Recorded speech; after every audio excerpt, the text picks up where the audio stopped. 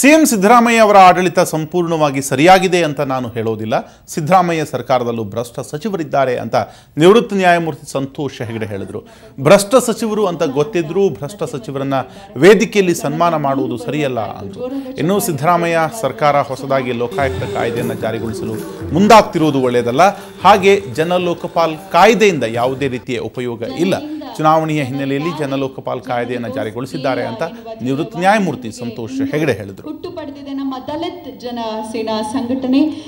ಅವರನ್ನ ಸ್ಮರಿಸ್ತಾ ಅವರಿಗೆ ಜಯವನ್ನು ಅನಾವರಣಗೊಳಿಸಿದ್ರು. ಒಂದು ಉದಾಹರಣೆಯನ್ನ ಅವರೇ ಕಂಡಂತಹ ಒಂದು ಶೈಕ್ಷಣಿಕವಾಗಿ ಆರ್ಥಿಕವಾಗಿ ಅವರನ್ನ ಸಿದ್ದರಾಮಯ್ಯ ಅವರ ಸರ್ಕಾರ ಒಳ್ಳೆ ಸರ್ಕಾರ ಅಂತ ನಾನು ಹೇಳಲ್ಲ. ಯಾಕೆಂದರೆ ಇವತ್ತು ಇರುವಂಥ ಲೋಕಾಯುಕ್ತ ಕಾಯ್ದೆಯನ್ನು ಅವರು ಬದಲಾಯಿಸೋಕ್ಕೆ ಪ್ರಯತ್ನ ಮಾಡ್ತಾ ಇದ್ದಾರೆ. ಅವರನ್ನು ಕಳಕಳಿಯಿಂದ ಕೇಳ್ಕೊಳ್ತಾ ಇದ್ದೀನಿ, ನಿಮಗೆ ಒಳ್ಳೆಯ ಆಡಳಿತೆಯಲ್ಲಿ ಏನಾದರೂ ಆಸಕ್ತಿ ಇದ್ದರೆ, ಭ್ರಷ್ಟಾಚಾರದ ವಿರುದ್ಧ ಹೋರಾಟ ಮಾಡಬೇಕಂತಿದ್ದರೆ,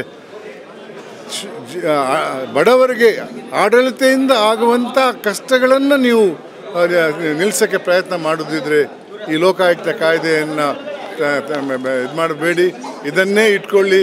ಇದರಷ್ಟು ಬಲಿಷ್ಠವಾದ ಲೋಕಾಯುಕ್ತ ಕಾಯ್ದೆ ಈ ದೇಶದಲ್ಲಿ ಎಲ್ಲೂ ಇಲ್ಲ.